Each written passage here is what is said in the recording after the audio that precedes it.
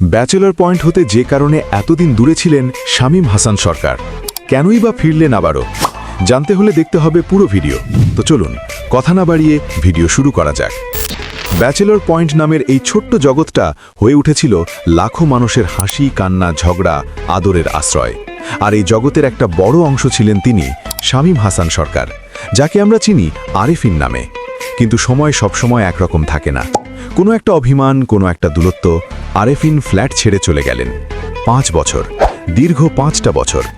ভক্তরা অপেক্ষা করলেন, পুরনো পর্ব দেখে দেখে নিজেদের সান্ত্বনা দিলেন। কিন্তু মনে মনে একটা প্রশ্ন রয়ে গেল, আরেফিন কি আর ফিরবে না? তারপর এলো 2026, রমজান, ঈদের আগের দিনগুলো। হঠাৎ একটা খবর ছড়িয়ে পড়ল, অভিমান ভেঙেছে, দূরত্ব ঘুচেছে, আরেফিন ফিরছে। শামীম হাসান সরকার ফিরে আসছেন ব্যাচেলর পয়েন্টে। এই ফেরাটা শুধু একটা চরিত্রের ফেরা নয়, এটা একটা পরিবারের পুনর্মিলন। নেহালের উদ্যোগ, বন্ধুদের টান আর শামীমের মনে জমে থাকা সেই পুরনো ভালোবাসা সব মিলে অভিমানের বরফ করল।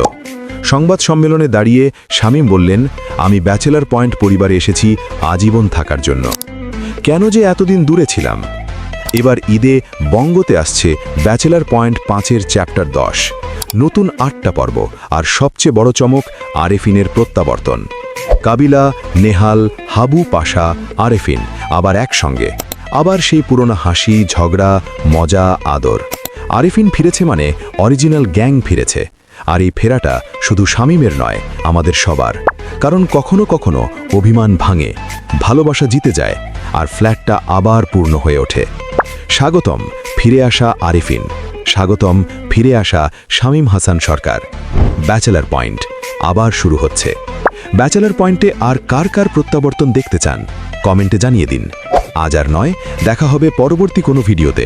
ততক্ষণে সবাই ভালো থাকুন, সুস্থ থাকুন। আল্লাহ হাফেজ।